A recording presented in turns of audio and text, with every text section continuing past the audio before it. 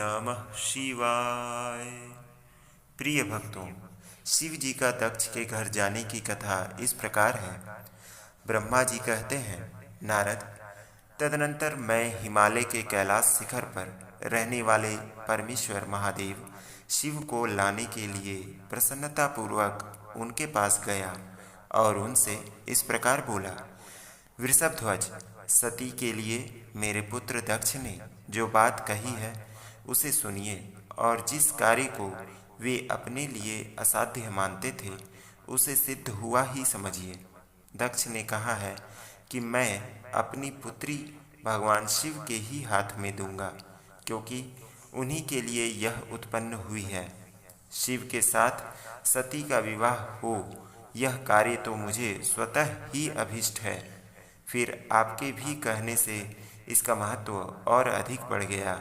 मेरी पुत्री ने स्वयं इसी उद्देश्य से भगवान शिव की आराधना की है और इस समय शिव जी भी मुझसे इसी के विषय में अन्वेषण कर रहे हैं। इसीलिए मुझे अपनी कन्या अवश्य ही भगवान शिव के हाथ में देनी है। विधाता, वे भगवान शंकर शंभु लग्न और शुभ मुहूर्त में यहाँ पधारें। उस समय मैं उन्हें शिक्षा के तौर पर अपनी यह पुत्री दे दूंगा। वृषभध्वज, मुझसे दक्ष ने ऐसी बात कही है, अतः आप शुभ मुहूर्त में उनके घर चलिए और सती को ले आइए।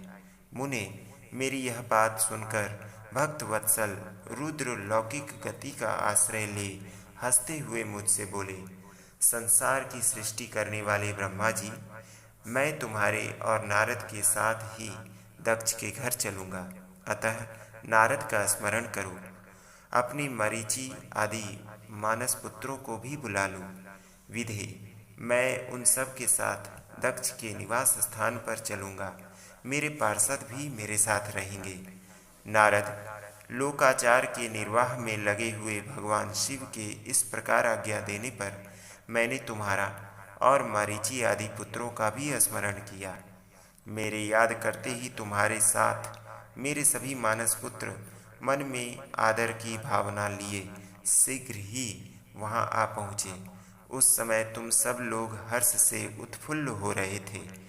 फिर रुद्र के स्मरण करने पर शिव भक्तों के सम्राट भगवान विष्णु भी अपने सैनिकों तथा कमला देवी के साथ गरुड़ पर आरूढ़ हो तुरंत वहां आ गए।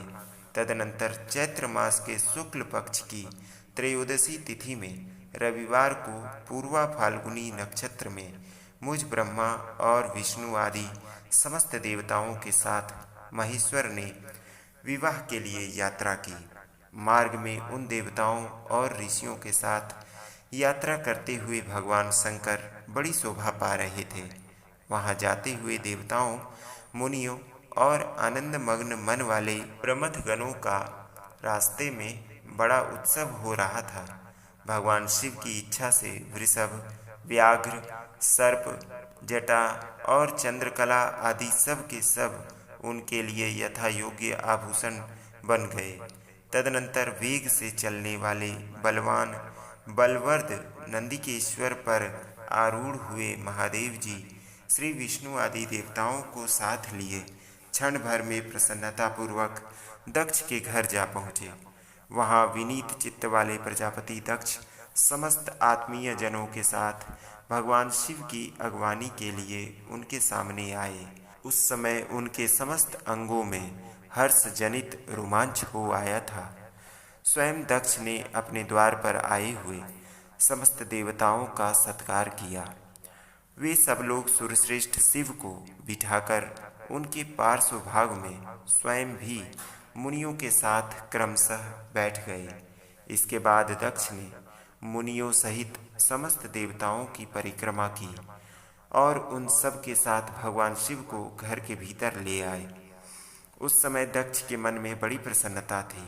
उन्होंने सर्वेश्वर शिव को उत्तम आसन देकर स्वयं ही विधि पूर्वक उनका पूजन किया। तत्पश्चात श्री विष्णु का, मेरा, ब्राह्मणों का, देवताओं का और समस्त शिवगणों का भी यथोचित विधि से उत्तम भक्ति भाव के साथ पूजन किया। इस तरह पूजनीय पुरुषों तथा अन्य लोगों सहित उन सब का यथोचित आदर सत्कार करके दक्ष ने मेरे मानस पुत्र मरीचि आदि मुनियों के साथ आवश्यक सलाह की। इसके बाद मेरे पुत्र दक्ष ने मुझ पिता से मेरे चरणों में प्रणाम करके प्रसन्नता पूर्वक कहा, प्रभु आप ही वैवाहिक कार्य करावें। तब मैं भी हर्ष भरे हृदय से बहुत अच्छा कहकर उठा और वह सारा कार्य कराने लगा। तदनंतर ग्रहों के बल से युक्त शुभ लग्न और मुहूर्त में दक्ष ने हर्षपूर्वक अपनी पुत्री सती का हाथ भगवान शंकर के हाथ में दे दिया। उस समय हर्ष से भरे हुए भगवान वृषभध्वज ने भी वैवाहिक विधि से सुंदरी दक्ष कन्या का पाणी ग्रहण किया। फिर मैंने, श्रीहरि ने, तुम तथा अन्य मुनियों ने, देवताओं और प्रमथ गणों ने भगवान शिव को प्रणाम किया और सब ने नाना प्रकार की स्तुतियों द्वारा उन्हें संतुष्ट किया। उस समय नाच गान के साथ महान उत्सव मनाया गया। समस्त देवताओं और मुनियों को बड़ा आनंद प्राप्त हुआ। भगवान शिव के लिए कन्यादान करके मेरे पुत्र दक्ष कृतार्थ हो गए। शिवा और शिव प्रसन्न हुए तथा सारा संसार मंगल का निकेतन बन गया। प्रिय भक्तों, इस प्रकार यह कथा यहीं पर समाप्त होती है। भगवान शिव आपका कल्याण करें। धन्यवाद।